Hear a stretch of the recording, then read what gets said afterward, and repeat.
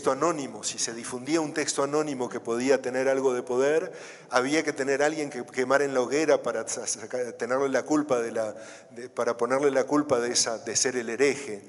Entonces, el hecho de poder tener varias identidades es un derecho que tenemos en nuestro mundo, en el espacio, en el segundo entorno, y que debemos tener también en el tercer entorno.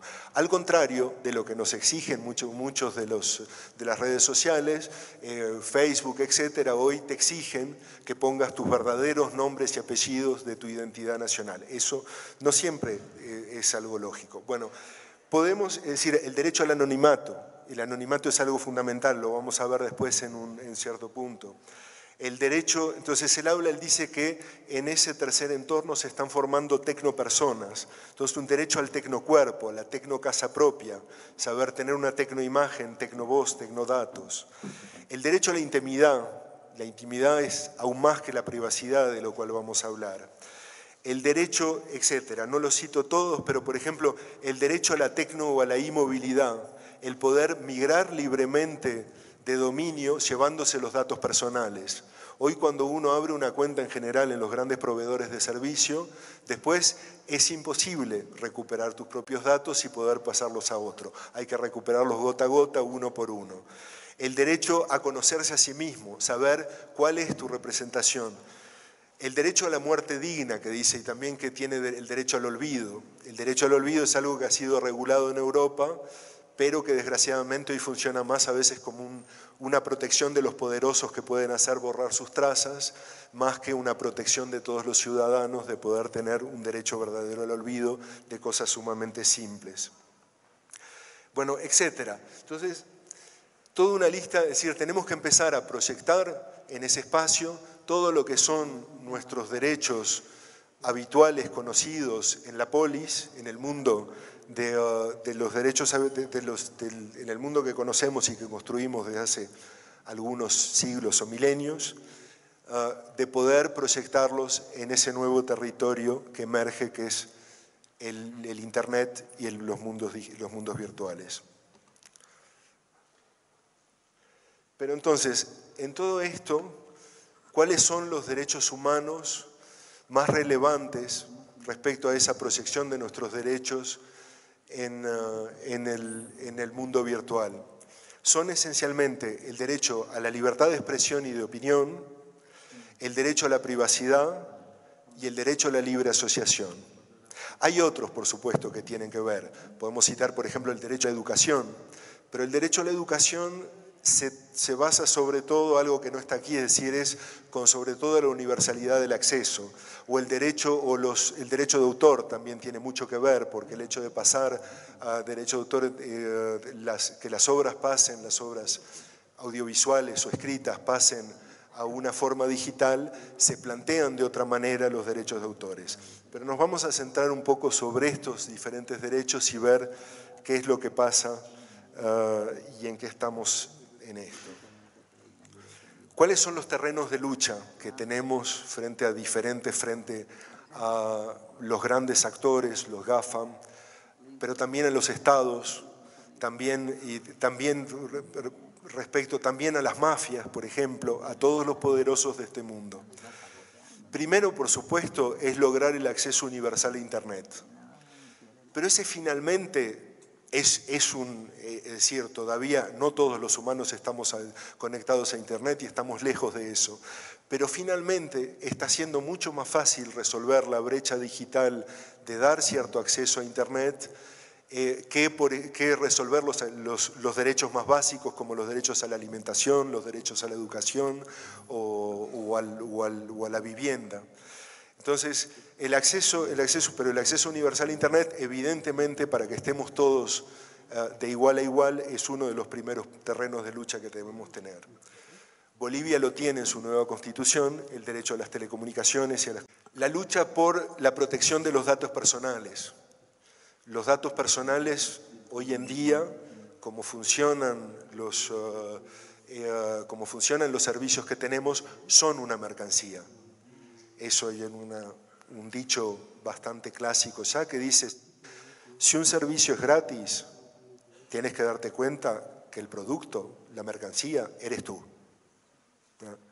Entonces, cuando accedemos a servicios gratuitos, en realidad estamos comprometiendo mucho de este aspecto de los datos personales. Después, los problemas de libertad de expresión versus la censura.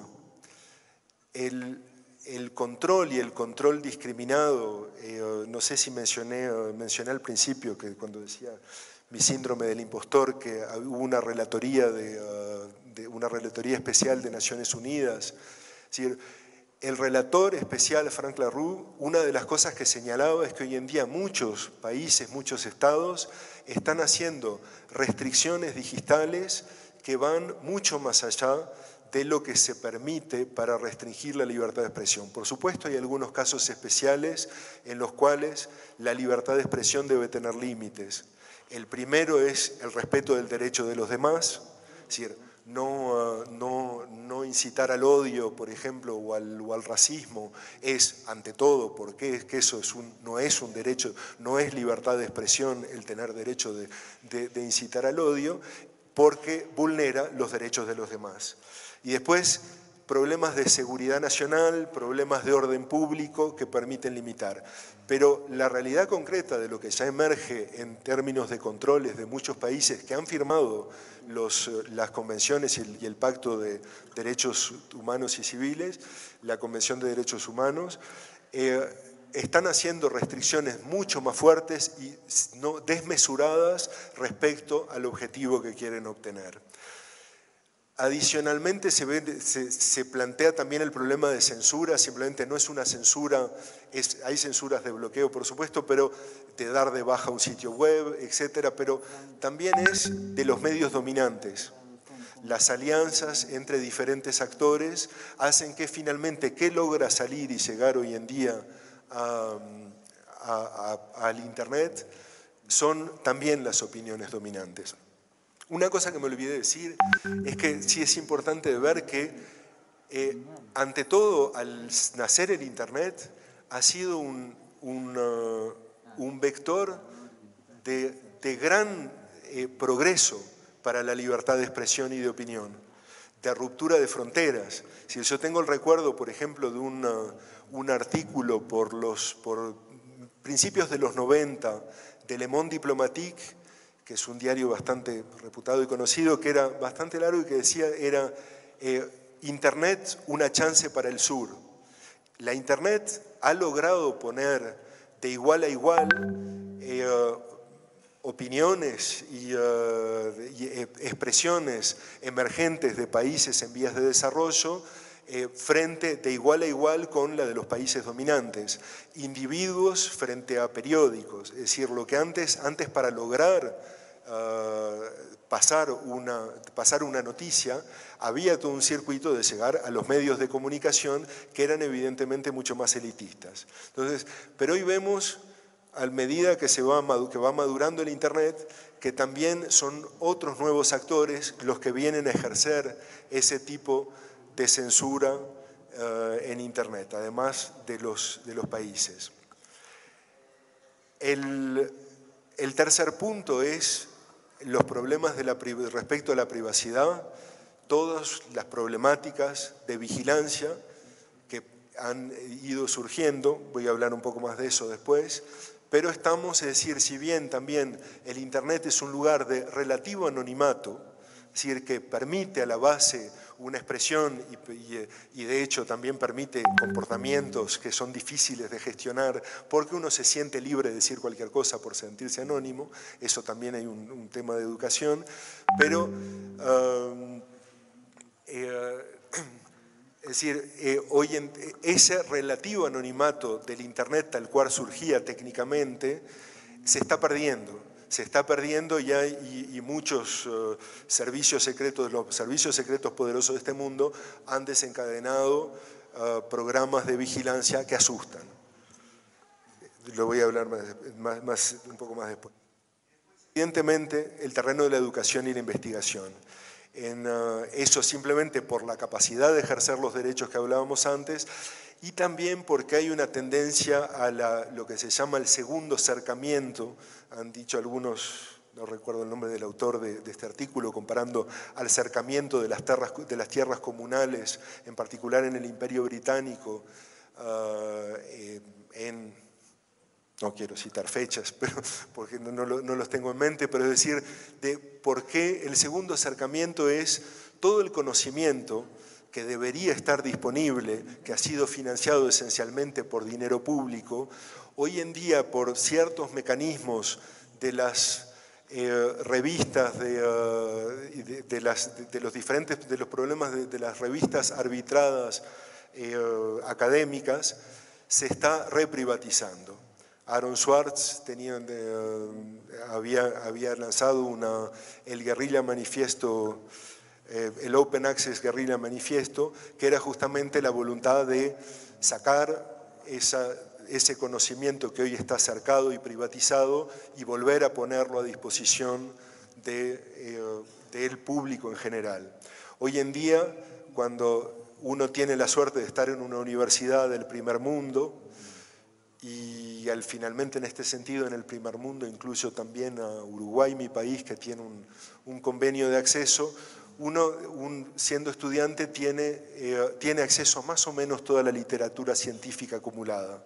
Pero cuando uno está en un país como Bolivia, como la India, esa literatura cuesta terriblemente cara. Entonces hay que invertir esa situación para ponernos de igual a igual y simplemente porque eso es bien público hoy en día.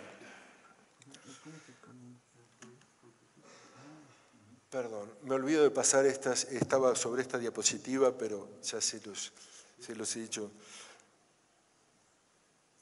La siguiente. Bueno, a ver, quisiera insistir sobre este aspecto, ya insistí un poquito cuando hablaba de los derechos que mencionaba Javier Echeverría, pero sobre el aspecto de la privacidad, porque hoy en día, quizás por los miedos que nos influyen, los terrorismos, las guerras, los diversos problemas que vuelven a resurgir de no lograr una paz mundial, de no lograr los objetivos que se planteó después de la Segunda Guerra Mundial en las Naciones Unidas, el común de los mortales a veces piensa, pero yo no tengo nada que esconder, y entonces finalmente acepto ceder un poquito de mi privacidad para ser vigilado de manera a ser protegido del terrorismo. Yo soy de quienes opinan que eso es una tendencia en la cual estamos vendiendo nuestra alma al diablo si no seguimos exigiendo ese aspecto de intimidad. La intimidad y la privacidad, y en primer lugar de los más jóvenes.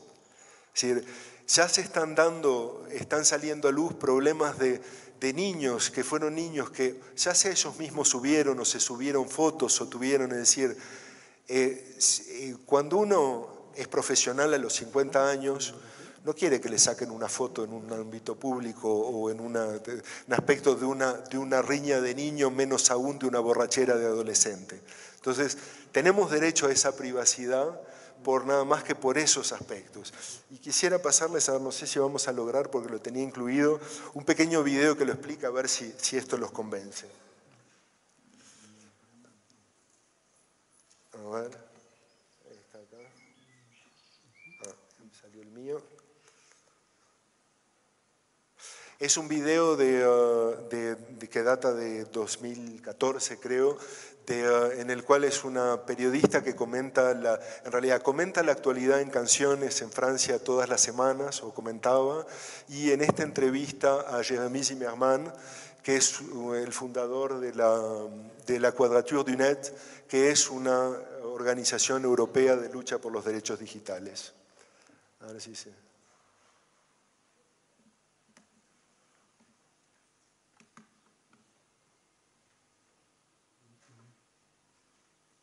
Bueno, no hay sonido, pero tienen...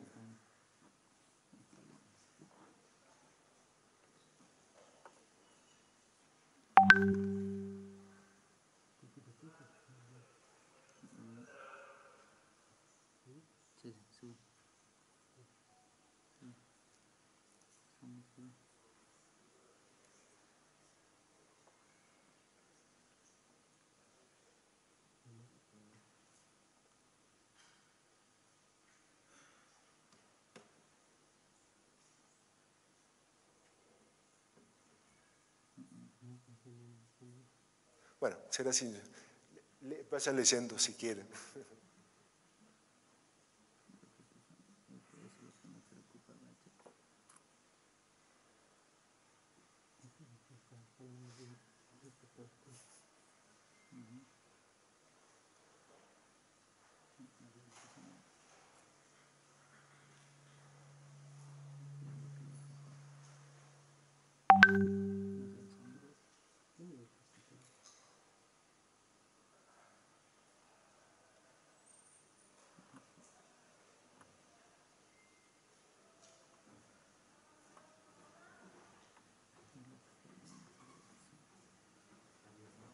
Eso es una canción.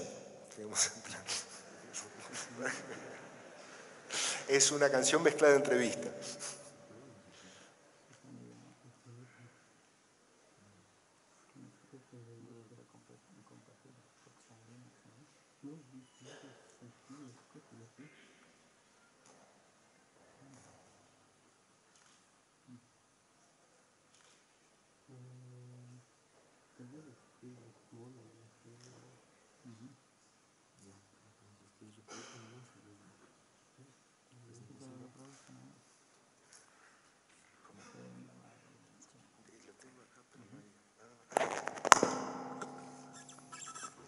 Sí, ¿verdad?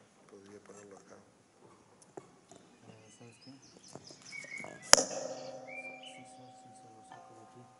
No tengo Google.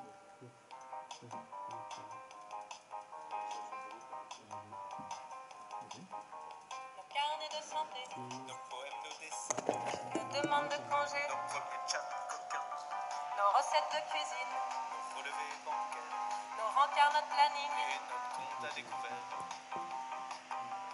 Rien, rien, rien à se reprocher. Rien, rien, rien, rien à cacher.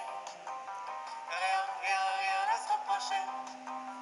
Rien, rien, rien, rien à cacher. Si tu n'as rien à cacher, alors on pourrait mettre une caméra dans ta chambre à coucher et dans ta salle de bain et en publier les images sur internet. Ou alors si tu n'as rien à cacher, on peut prendre ton login et ton mot de passe sur Facebook ou sur Google, les publier et que chacun puisse aller fouiller dedans. Nos listes de choses à faire, nos tendres SMS nos écrits de colère, et nos carnets d'adresses, nos cafés préférés, nos horaires de piscine nos ennemis jurés. et le nom de la voisine. Rien, rien, rien à se reprocher. Rien, rien, rien, rien à cacher. Rien, rien, rien à se reprocher. Rien, rien, rien, rien à cacher.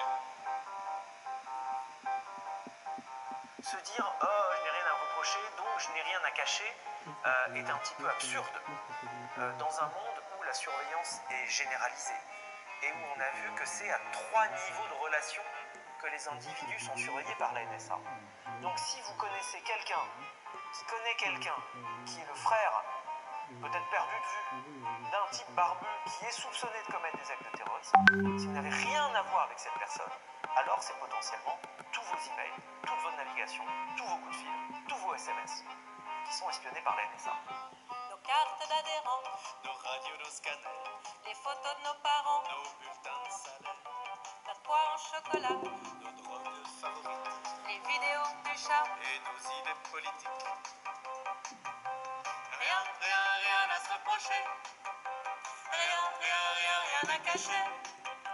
Rien, rien, rien à se reprocher. Rien, rien, rien, rien à cacher. Ces choses que l'on a envie de garder pour soi, c'est son intimité. C'est là que tu peux expérimenter avec des théories, des hypothèses. Tu peux dire et si... Oh, et puis non. C'est là que se niche ce que l'on pourrait appeler la créativité. Et c'est ça qui est menacé lorsque l'on se sent surveillé, lorsque l'on est surveillé. Nos mails inachevés, L'adresse de notre docteur, nos trajets détaillés, nos relevés de compteur, nos préférences sexuelles à bien y réfléchir, sont pas si personnelles. que l'on veut bien le dire. Rien, rien, rien à Bueno, ahí termina. Bueno, no sé si con lectura solo da una idea de lo que quería hacer pasar. Es decir, es como una canción sobre el nada que ocultar y una lista de diferentes, de nuestra información personal y de pequeños detalles. Y entrecortada de esa entrevista que pone varias ideas. A mí la que más me impacta de esta es cuando dice esa cosa que en la intimidad y en el secreto es donde nos atrevemos a crear, donde nos atrevemos a pensar y a jugar qué vamos a hacer, qué es lo que vamos a hacer. Y en ese sentido también es el no tener derecho a la privacidad es también un atentado a la inteligencia, muy simplemente.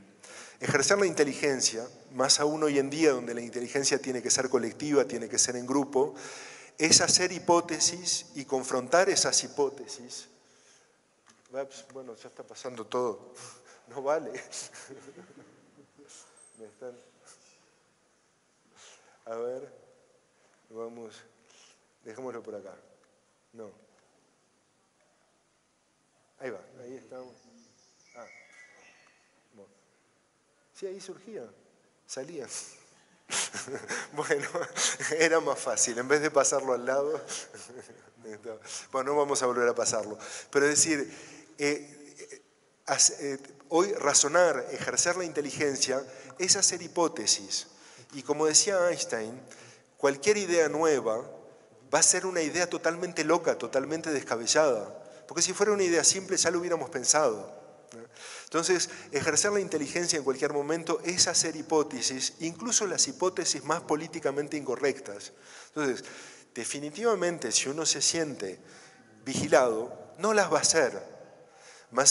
Vigilado, más aún cuando sabe que puede tener las consecuencias que se puede tener hoy en día, concretamente, y lo vamos a ver sobre lo que viene, es decir, no se van a hacer esas hipótesis. Entonces, el derecho a la privacidad es también el derecho a poder ejercer esa inteligencia. Las comunidades de software libre tienen todo su trabajo hacia afuera y abierto, pero tan mal que bien, todas tienen un pequeño núcleo de gente que una pequeña lista privada. Y toda organización tiene el derecho, es decir, las empresas tienen derecho a su secreto profesional, etc. Entonces, tenemos que garantizarlo para todo el mundo. Y como lo decía al principio, sobre todo para los más jóvenes y para el futuro de nuestros hijos, que no sean perseguidos, nuestros hijes, como se dice, que no sean perseguidos por su juventud, que uno tiene derecho al error. Bueno, ahí pasaba. Entonces, a la inversa, y esto es una con entrevista y imagen y todo mejor hecha, que aquí cita Aral Balcán, que es no sé si es un buen técnico, creo que es un buen técnico, pero es un muy buen conferencista también, en una charla que está filmada y que les aconsejo ver, que se llama The Camera Panopticon, el panóptico. Y entonces, y ahí cita con imagen y video a Eric Schmidt, el presidente ejecutivo de Google, que de repente dice, si haces algo que no quieres que nadie se sepa, quizás que ante todo no tendrías que estarlo haciendo. Entonces, eso que puede parecer un razonamiento banal, entonces, ¿qué quiere decir? Es decir, que la reivindicación de la privacidad es una presunción de culpabilidad. ¿Es eso lo que queremos en este mundo? ¿Es eso que alguien tenga derecho a su privacidad? Es que, algo malo debe de estar haciendo. No, tiene derecho a su privacidad, simplemente. A ver, entonces, de lo siguiente. Y respecto a esos aspectos de privacidad y vigilancia, desde 2013 sabemos que los servicios secretos más poderosos de este planeta se han incursionado en un sistema de vigilancia y recolección de datos a futuro que es peor que lo que los más paranoicos de nosotros temíamos. Es decir, lo que reveló Snowden era realmente varios de nosotros que temíamos efectivamente que atrás de eso, atrás de las multinacionales, Google, Facebook, haya vigilancia. Él dio las evidencias de que había un sistema de vigilancia con medios, con capacidades astronómicas. Y eso no ha cambiado mucho, más bien lo contrario, es decir, cuál es la situación de Snowden, Assange y Chelsea Manning. Dos de ellos están en prisión y uno está exilado. Es decir, que es un poco matar al mensajero porque no le gustó el mensaje, ¿no? Entonces, efectivamente, si uno no tiene derecho a la privacidad, lo que les decía de emitir esa hipótesis, si uno teme de encontrarse en la situación de Chelsea Manning, que lo único que denunció fueron torturas, violaciones de las más graves a los derechos humanos, asesinatos directos de civiles, eso fue lo que las evidencias que transmitió.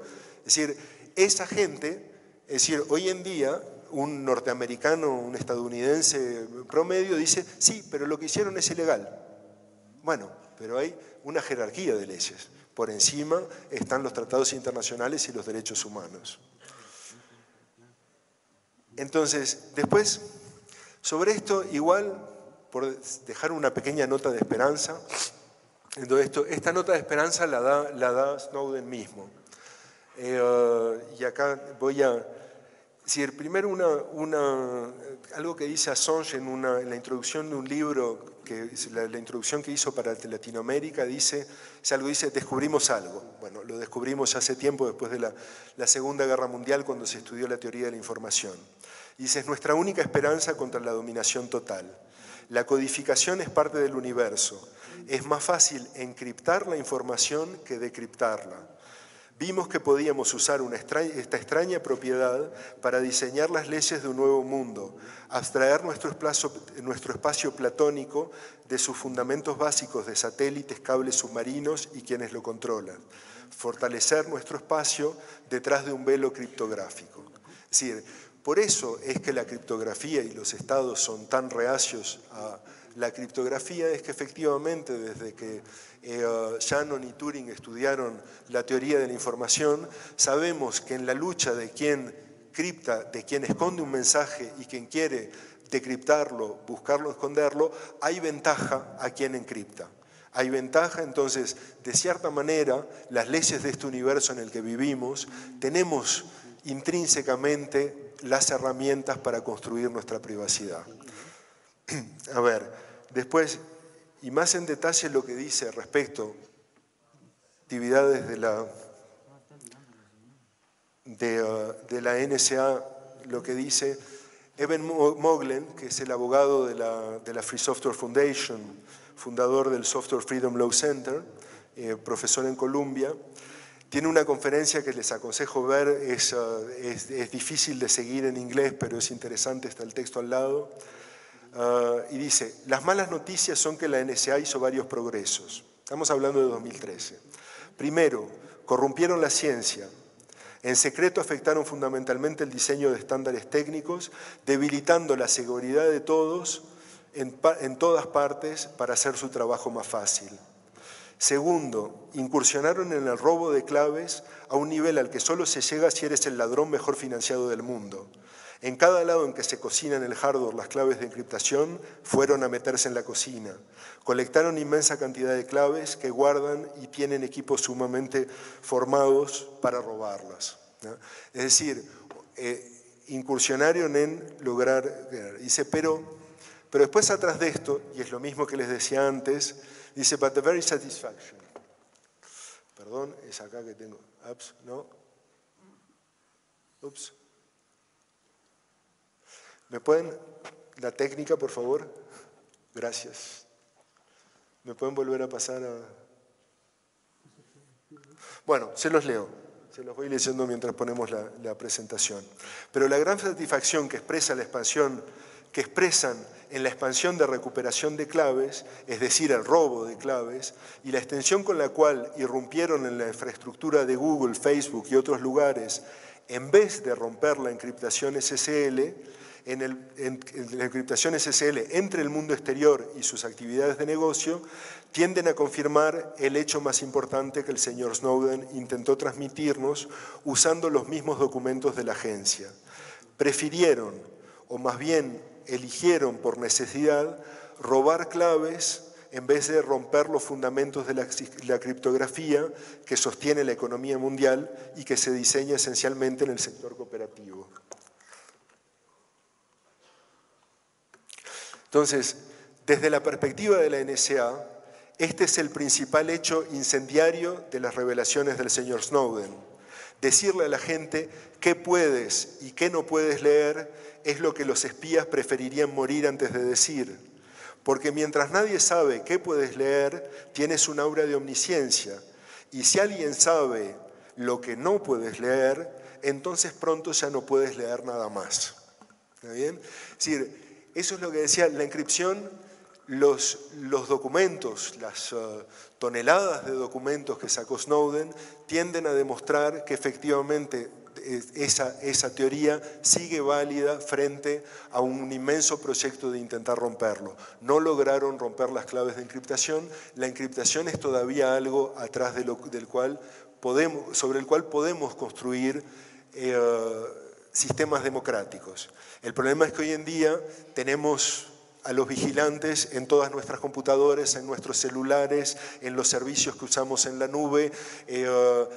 Ahora, es decir, en algunas cosas, y no hay que poner solo a todo el mundo malo, por ejemplo, la Silicon Valley, las empresas de la Silicon Valley, cuando surgió la revelación de Snowden, cambiaron, es decir, no fue tan positivo para ellos. Que el mundo entero sepa que los servicios secretos se están metiendo en la industria de las nuevas tecnologías, no es bueno para esa industria de las nuevas tecnologías. Decir que se revele que esos son la presa de ese usurpador de su negocio. Entonces, por ejemplo, si ven, desde entonces ya la gran mayoría de los sitios web, y en primer lugar empezaron Google, Wikipedia, Facebook, están en HTTPS, ¿no? Es decir, entre su computadora y el servidor hay encriptación. Entonces, uno de los grandes componentes del sistema de vigilancia, que era en la inspección de datos, de todos los datos que circulaban por las redes, ya lo hace mucho menos interesante para quienes intentan vigilar. Lo que les queda, efectivamente, es que en Estados Unidos han logrado hacer cosas, ese oxímoron que son el concepto de leyes secretas, que han llevado a grandes jerarcas a tener que mentir frente a cortes porque no sabían si tenían que obedecerle al juez o obedecerle a la ley secreta a la cual estaban atadas. Lo que les queda es que efectivamente la inmensa mayoría de la infraestructura que usamos, Google, Facebook, Twitter, etcétera, por detrás está la vigilancia y debemos saberlo.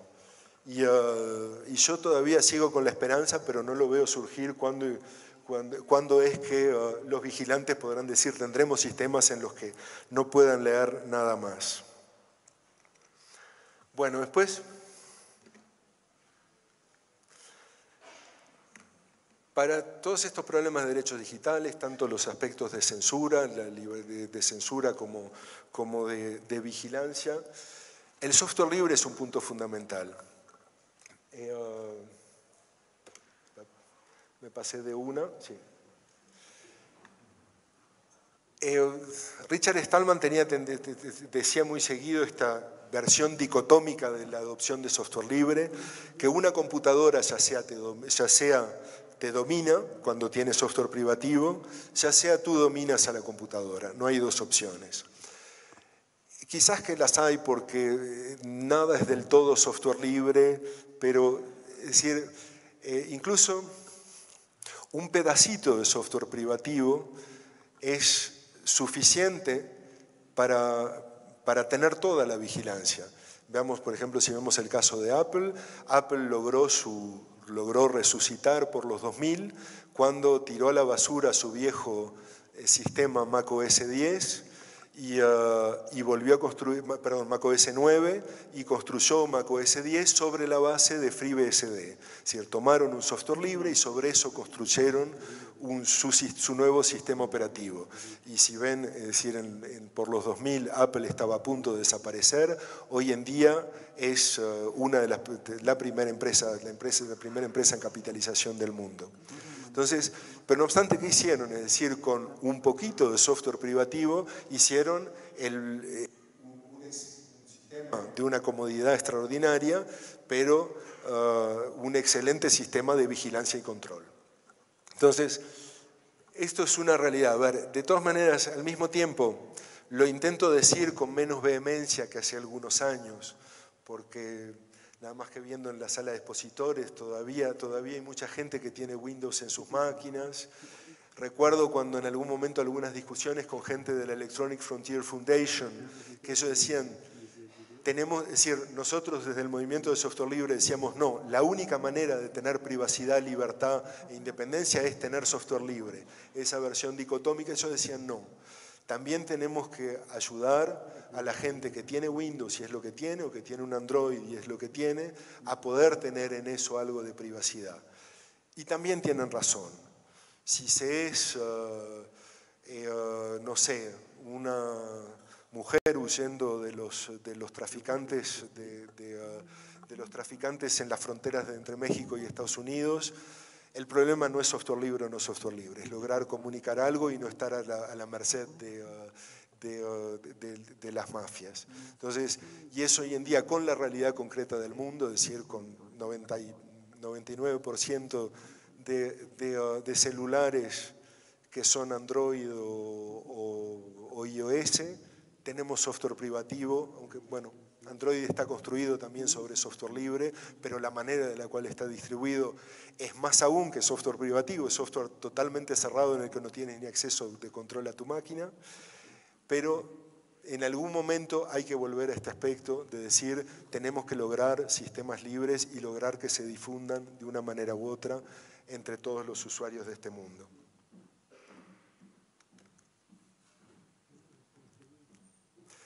Otro punto que ha sido bastante discutido estos últimos 10 años en el mundo y que varios países han tomado resoluciones diferentes es la neutralidad de la red.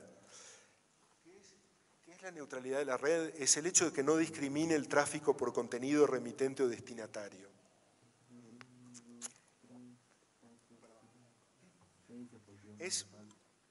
Es una característica histórica e intrínseca del Internet. No fue hecho por gusto, salió así el Internet. Y es el caso de la mayoría de las redes tradicionales. No sé, la red de aprovisionamiento de agua, si yo abro la canilla, no va a salir más agua o menos agua o a precio diferente según que estoy tomando el agua, lavando los platos o llenando una piscina. La red de aprovisionamiento de agua no debería ser neutra, porque tiene un problema de escasez en la punta. El agua es un recurso escaso. Pero la red de Internet, el recurso no es escaso. Los recursos de comunicación son abundantes y son cada vez más baratos. Las velocidades de acceso y las capacidades de almacenamiento en las redes crecen exponencialmente. Se ha logrado invertir la curva de la información que se produce versus la capacidad de almacenamiento. Antes era una cosa, teníamos un espacio limitado en el que había que guardar algo de información y archivar el resto. Hoy en día uno archiva lo que quiere en la red y lo deja ahí. Entonces, estas redes tienen la capacidad de ser neutras. Quienes están en contra de la neutralidad de la red muchas veces argumentan que las inversiones serían muy altas, que el hecho de poder priorizar ciertos servicios daría innovación. Los análisis más serios que existen, teóricos y de los militantes, es que al contrario,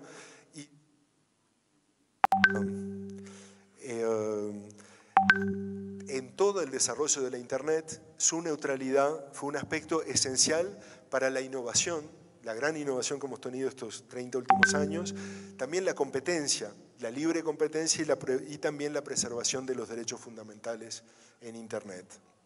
Entonces, por darles el caso, por ejemplo, y además la situación se da de manera diferente. En Uruguay, mi país, cuando se habló un poco públicamente de la problemática de neutralidad de la red, varias de las autoridades, la Dirección de Telecomunicaciones, la misma empresa de Telecomunicaciones Nacional, fueron más bien reacias y estuvieron en contra de regular por la neutralidad de la red. Habían algunas cosas extrañas, se quedaban siempre el mismo ejemplo que se citaba en los papeles en Europa para vulnerar la neutralidad de la red, que era la telemedicina no puede ser puesta al mismo tiempo, al mismo nivel que una conversación. La telemedicina, si se hace, no debería pasar por Internet, porque Internet es una red que no da garantías. Y para hacer telemedicina, para hacer una operación a distancia, hay que tener una red con garantías de servicios. Entonces, y estuvieron reacias y era como, por ser Antel, la empresa de telecomunicaciones, es una empresa nacional y dominante, creo que se sentía que en su argumentación ellos se veían como el Goliat y temían que si se legislaba a favor de la neutralidad de la red, le iba a dar ventajas a los actores minoritarios, Movistar y Claro. ¿Qué pasó pocos años después? Movistar y Claro sacaron planes con WhatsApp gratis. Ahí ven que decir WhatsApp gratis, no sé si acá al final eso se dio, si también tienen eso. Eso es directamente una problemática de violación de la competencia. Es una alianza entre quien provee el servicio y quien transporta el servicio. Entonces, es algo que pone en total desigualdad a quien tiene esa alianza WhatsApp respecto a, por ejemplo, Telegram o las mensajerías, otras mensajerías que surgen. Entonces, y al final, ¿qué terminó por pasar? Algunos años después, Antel no tuvo otra que salir con bombos y platillos a hacer un acuerdo con WhatsApp para también volver a dar planes con WhatsApp incluido. Entonces, que todo el mundo tenga WhatsApp gratis, creo que estamos muy lejos de la primera idea que querían defender, que era una soberanía de una empresa de telecomunicaciones nacionales.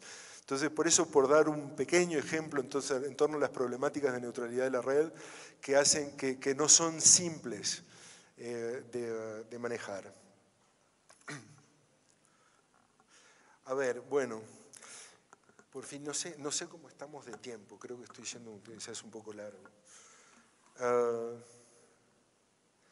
Por ir concluyendo, voy a hablar después un poquitito de género, pero por ir concluyendo, esta es una idea que surgió después de una conversación con un político que me decía, pero está bien que la gente tenga derechos digitales, acceso, etcétera, pero hay cosas más importantes. El derecho a la vivienda, el derecho a la educación, etcétera, son más importantes. Entonces, bueno, sí, por supuesto que hay derechos básicos que hay que atender antes, por supuesto que no vamos a hablar de neutralidad de la red o de derechos digitales en general si estamos en una situación de hambruna o en una situación de guerra. Pero si lo volvemos a decir, si lo comparamos, entonces, eso querría decir, si vemos la conocida pirámide de Maslow, que es pirámide de las necesidades más que de los derechos, entonces, que va desde los aspectos básicos de la fisiología, poder respirar, alimentarse, descansar, el hecho de tener un mínimo de seguridad, vivienda, etcétera, hasta la autorrealización con educación, moralidad, creatividad, etcétera. Eso tendría a decir, bueno, entonces los derechos digitales, ¿dónde los situamos? ¿Qué tienen que ver? Tiene que ver con la parte de arriba de la pirámide. Bueno, sí, puede ser, pero esto surge de una conversación con un activista del Observatorio de la Laicidad en España, que insistía en que la libertad de conciencia es la madre de todas las libertades, que sin libertad de conciencia los derechos son meras concesiones de poder y son comparables a los derechos animales, es decir, que les damos o no les damos. Un animal no tiene ninguna capacidad de concebir sus derechos y de reivindicarlos. Entonces, sobre eso insiste mucho la relatoría especial de la ONU. La libertad de conciencia y los derechos digitales son los que nos permite tomar conciencia de esta pirámide de Maslow, expresarla, es decir, conocer, tener sentido de nuestros derechos, reivindicarlos y luchar por ellos.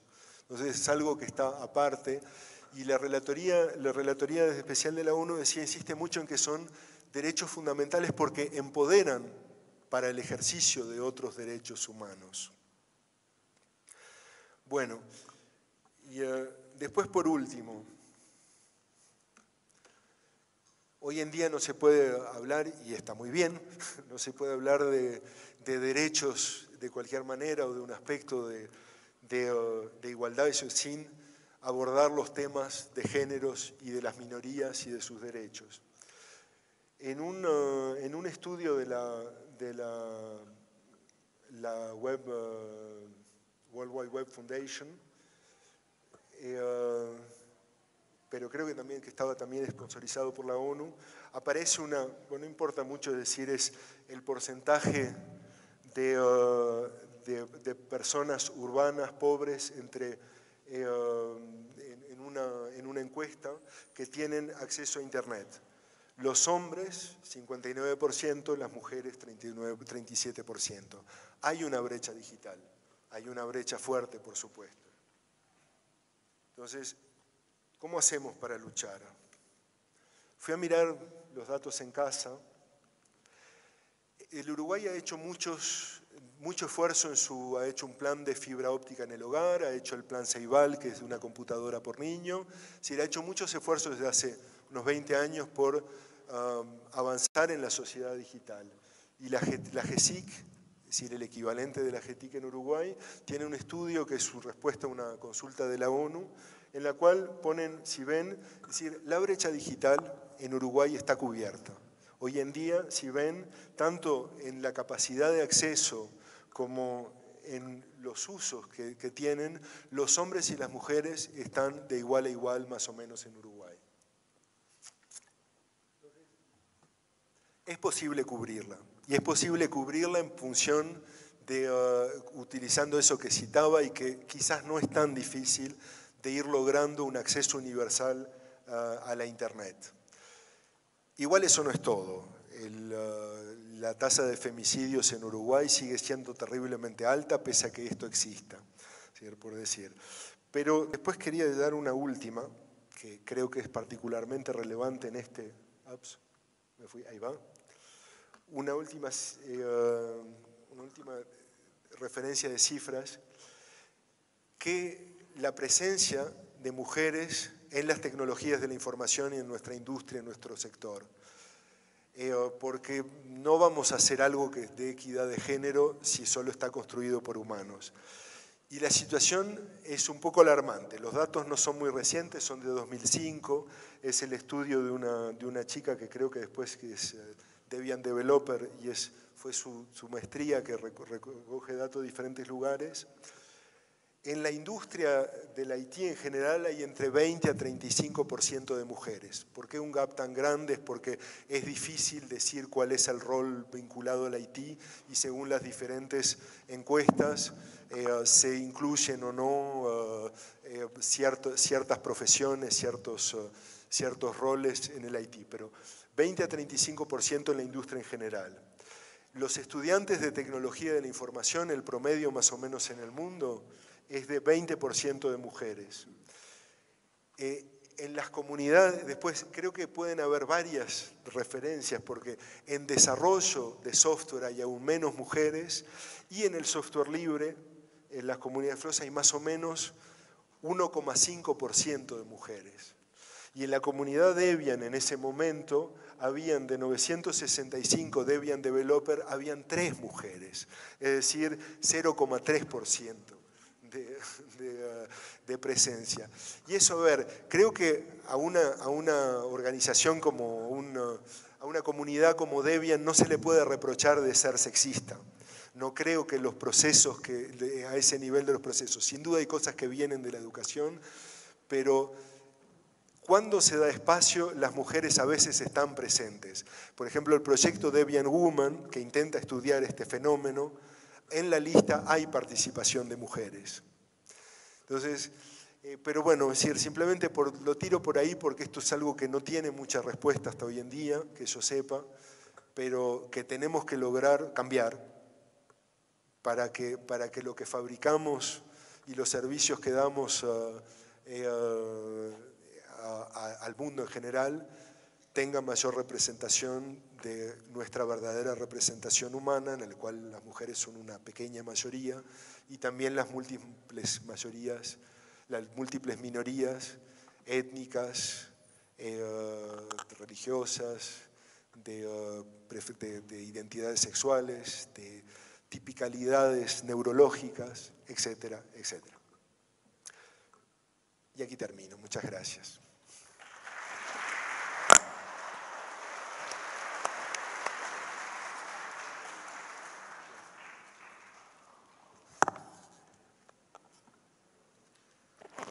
Bueno, agradecer a Daniel Viñar por hablarnos de derechos digitales.